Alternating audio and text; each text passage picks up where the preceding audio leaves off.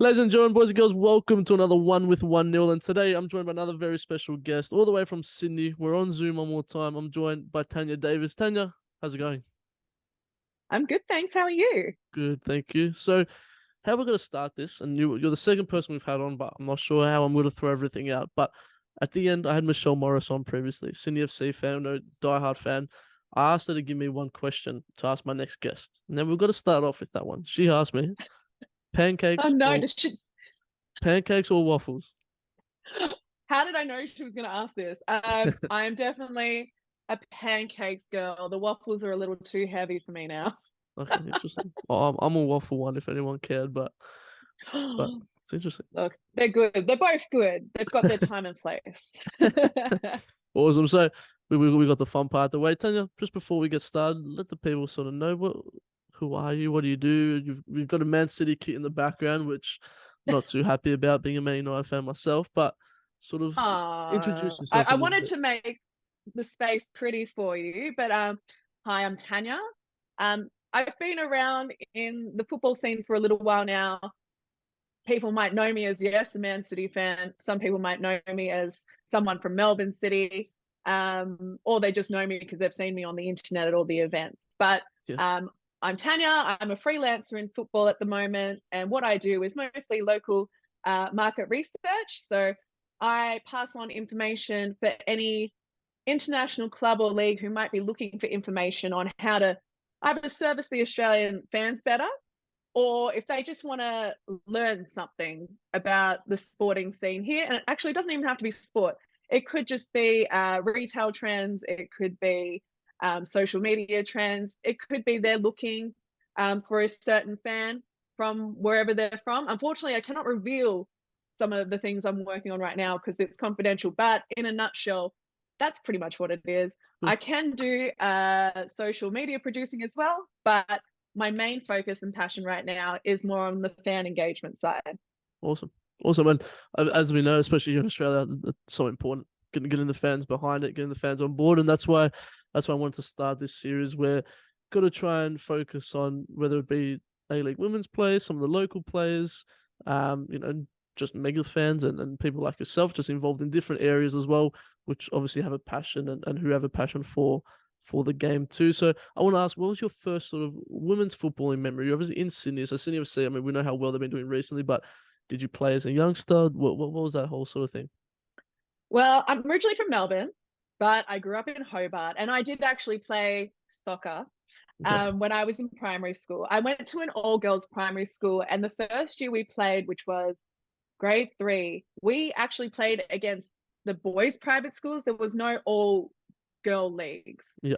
And although it was fun, it probably wasn't the most motivating environment because in high school when everyone ages differently to others, we were Yeah. literally facing man child, so we were a little bit physically outranked. But the second year after that, we actually played in our first all girls league, which was amazing. And when we finally actually scored a goal, it was the best thing ever. Yeah. Yeah.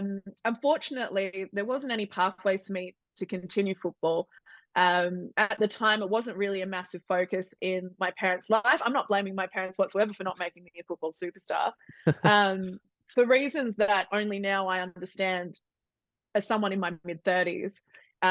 Football, to put your kids through football, it's an investment. You need to want it as much as they do. You know, for those reasons, that wasn't there for me. So therefore, I couldn't continue it. And it's funny the difference between, let's say, the oldest Matildas and I now. There's only a difference of like 5 or 6 years Yeah. where there was a change in, more girls camps, more interest, more like little investments. Like I'm not talking about like it was all about women's football because it wasn't, but just step by step, year on year, there was Yeah. the little improvements down in Yeah. the grassroots level. But unfortunately, not for me. Yeah. No, I mean, I think you touched on a good point. They're just, I mean, playing at a grassroots level now as well. And for myself, I've been coaching for 8 years and playing for however long. It's not cheap. Like, I think No, it's accessibility. not.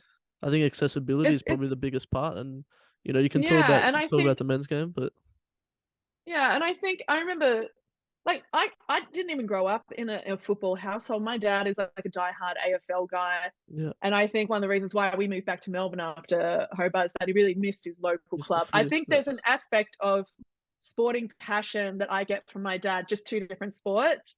But I I literally remember him saying, "I can't take you on Saturdays anymore." And like, look, it wasn't for me. That I've accepted that. I'm not going to turn around and be like, yeah, but even me myself now, like I actually don't have a license. Even if I had a daughter right now, I'd have to try and make, alternate arrangements. Like yeah, there's a thought process as a yeah. parent. So yeah, I only really understand all that stuff now. Yeah, definitely. So, I mean, of course, we mentioned how that first passion came out, and you mentioned what you do as a job, and I think the fan interaction point of it is quite cool and quite interesting. What is something that you have noticed maybe with the fan and what people coming from, I guess, externally from the country as well, what they have to do to get the fans on board here, especially in Australia, because for some reason it feels like Australian fans are so hard to grasp, but I don't think it's as hard as what people might claim it to be, because I just think we want to Yeah, support something that we take pride in, but whether it's maybe the tall poppy syndrome that we have in Australia sometimes, if it gets too cool, we end up not liking it, or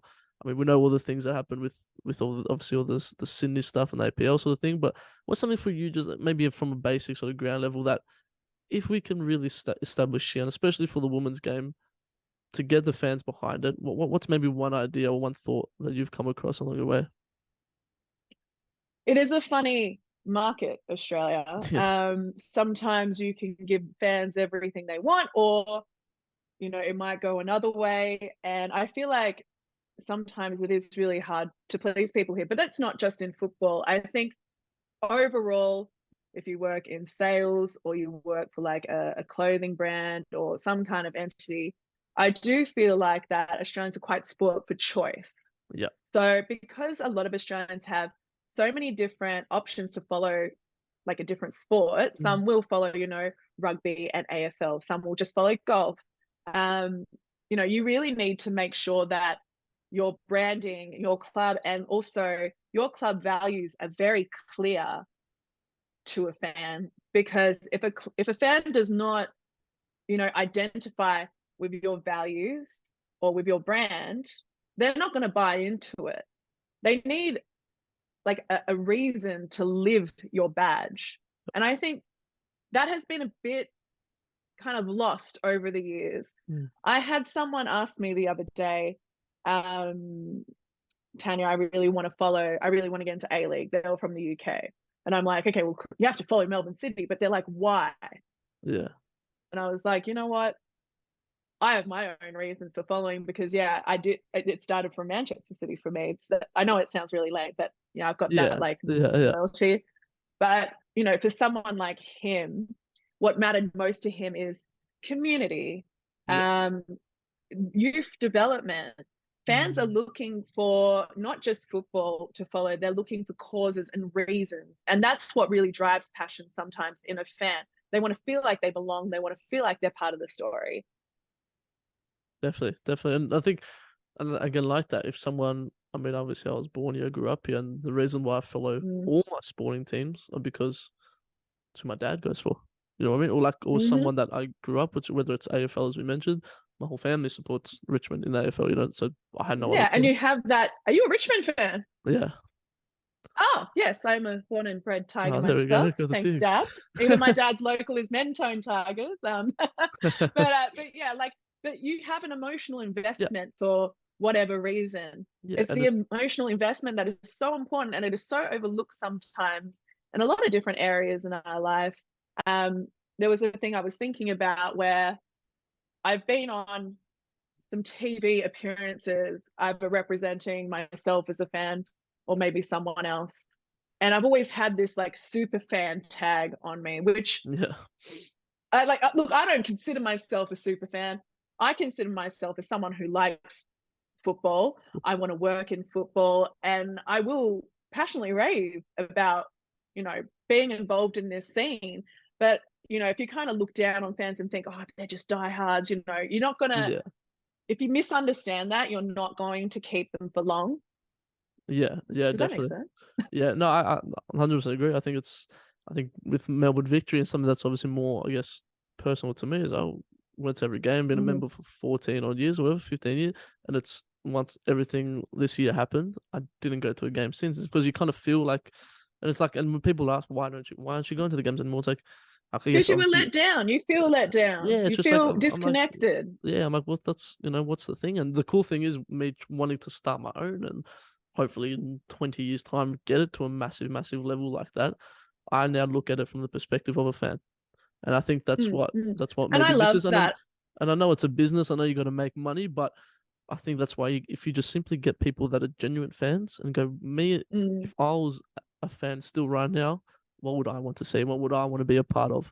And I think that's the biggest thing. And absolutely. I think when we look at the women's game, I know especially and being a part of it myself, coaching the women's program too, it definitely has improved. It definitely hasn't developed. And I Mm, think celebrating it as we are, and yes, it could be a whole lot better. And I think it's important yeah, I agree. that we don't just follow trends. And I think it's this thing of now Yeah. the Women's World Cup is on now. Let's not just have everyone just focus on it now for the next 2 months. Let's make it a Hmm. consistent sort Hmm. of thing. And you can take that into the men's game as well. We were on a really high Hmm. after the World Cup, and then it just went a little bit plateau. But I think that's crucial for the women's game too now, because it's just more football at the end of the day. It doesn't I don't really care who plays it. If there's more good quality and genuine football, I want to watch it. I want to support it. I want to go to the live games. And you hear people set a standard. Absolutely. We don't have the money of your Manchester Absolutely. City or your Manchester United to go and watch the biggest players in the world. So I want to go Mm. and support my local teams. So, well, what's something that you've noticed, I feel the especially? same. I feel the same way. I feel the same way as you. Like football is just football to me. Yeah, If definitely. my team has a women's team, my team is there, which thankfully Melbourne City does have a really great men's and women's team. Yeah, Like I'm so happy to support them, 100%. but also championing each other as well. So if you've got friends who play football, gas them up. If you see like sick images online of someone doing a really cool graphic design of something to do with women's football, share that. Yeah, Share all this yeah, culture. It's the best thing that you can do. And yes, show up to games, people. Go to the yeah, games, have a hot dog, put your colors on, and support the girls. That's what it's all about. You just need to get down there. definitely. So, that leads me to my next question. What's something that you've maybe noticed, maybe from 5, 6 years ago, where the game was at, where the women's game was at then, to really to now? Is it the influence that Sam Kerr's had? I mean, obviously here at Ultra, which you've been here as well. I mean, every shirt I'm printing, it's Sam Kerr, which is unbelievable to see. That's amazing. It's That's unbelievable to amazing. see. But what's I something that guess maybe in that you've terms, noticed? um, well, as we know, football is one of the most played sports when kids go to school, male and Yeah, female. I think because there's been more of a focus on the Matildas and having these iconic Australian Matildas coming through that, young girls are seeing on TV, women and parents my age who have kids. I didn't make it as a player, but I love the sport. I will invest my child into doing this. It's just about the awareness, yeah, and it has come with the Matilda's success. I think a lot of younger people also resonate in moments like they'll always remember Sam Kerr's skills and her backflips. yeah, Um, it's all about seeing these gals out there and doing their thing and smashing it. And, that's all it really takes. You just need these inspirational moments um, and awareness. It's good to see women's football in the media. I think that's the one big thing for me. Like I remember I'd never see anything to do with like women's football on yeah, TV. I watch a lot of free to air, yeah, and I do watch Netflix too, but no, I watch a lot of free to air. yeah. And a lot of the ads, especially in the last 3 years, whenever the Matildas play or anything to do with a bit of news on like an A-League women's team, I'll see it on TV and think, oh, never used to see things like this. Even Yeah. just updates for the A-League as well. I'm Well, just like, the most I recent remember this. Matilda's one, the Nike sort of ad where it's like Yeah, that's for awesome. today or something, yeah, something like that. Like every Mm, time it comes on, I think obviously us being in the having the passion to present and cover media, I guess, and all that sort of thing. It's a cooler feeling because sometimes it feels like there's plenty of people, especially in Sydney where you're on ultra football here too, try our best to mm, help boost it. But when you see it, like maybe like on the Channel 7 or the Channel 10 or whatever it is, Yeah. like it does make On a you bus feel, stop, if you just see an yeah, ad, you're just yeah, like, hey, that's my world. yeah, And now the literally, world yeah, is going to see that. And I think that's one of the best things about the Women's World Cup being hosted in Australia and New Zealand is that, yeah, there's going to be us people there who are yeah, going to be there to watch the game because we love the game. But the exposure that this sport is getting from just like regular people, yeah, non-football people, like when there's big events on in Australia, people will just buy tickets to things to go check it out, or they'll go to the fan zones and experience the energy. Another thing that I'm really looking forward to for the Women's World Cup actually is being connected on the internet, as we all yeah, are through social media. There are a lot of like women's football Instagram pages, people who make TikToks, all that. A lot of them are traveling to Australia, yeah, and I literally cannot wait just to get to see some of these people in person and then go cheer definitely, football together and talk about it because yeah. it's so good when you see other women thriving in sports roles. I love it. I live for it. 100%. And I think that's something that I was going to ask you, like, what's something that stands out, and what are you most excited for with the upcoming World Cup? Obviously, that we're going to have here, but as you mentioned, like, Yeah. people love going to the fan zones and this sort of thing, and people just want to go, especially maybe Australians here. I think of the Australian Open that we have here in Melbourne every year.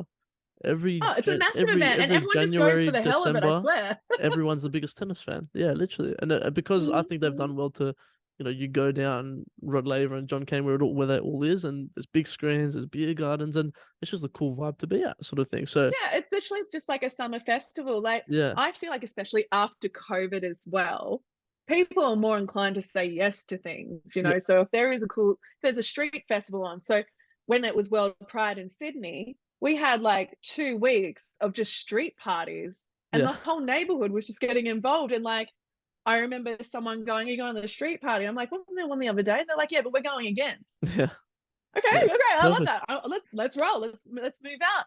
Um, and yeah, the Women's World Cup being here and having that energy, the exposure, like it gives people outside of our scene a chance to look in Mm, and feel the spirit and see what it's all about without having definitely. to travel over. Yeah, exactly. Everything's I guess, in our backyard, as they say. So that's definitely the most Mhm. exciting thing to see. I think also just the thing of like, I'm going to Jamaica versus, can't remember. I'm going to one of the Jamaica games. It's none of the teams that I really care about, but I'm going just to sort of go, which is cool because Yeah. there's not we're not I don't think we're ever gonna get the men's World Cup here. So it's probably will be the biggest World Cup. Hey, never say never. You Never say never never, know. You never know. But but let's stick with the Women's World Cup for but now. But yeah, yeah, no, yeah. it's good that you go Look, to like you just pick a random game to go to because for me, I'm half Filipino. The Philippines plays all its first like round in New Zealand. I actually missed out on the first part of the Women's World Cup because I'm going on the Man City preseason. mm, But I'm really hoping that the Philippines, you know, starts yeah, advancing through. So maybe I can see them when I get back. yeah. I'm going to be really upset if they're not 100%. there. It's obviously one of the biggest tournaments in Mhm. sport, let alone in football, and we have it here, which is the most exciting part. But what maybe for you personally, you mentioned about having the other people coming and traveling. What's something that you're most excited to see and excited to witness throughout the Women's World Cup? Is it Philippines seeing I Yeah, guess, no, 100% the Philippines. So I think they are the underdogs of the tournament. They're being managed by Australian Alan Stajic. So yeah, he's done some really great work with them so far. Like, look, football was never popular in the Philippines. It was always basketball was your top paying kind of like career sports choice.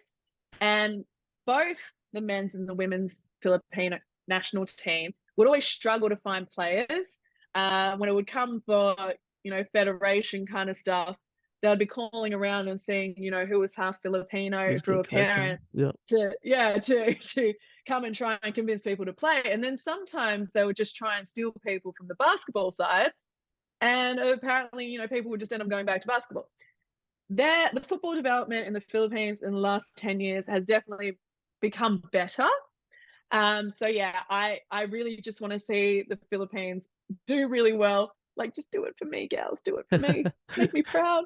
Make me proud. Because obviously, like, look, I'm gonna go for the Matildas.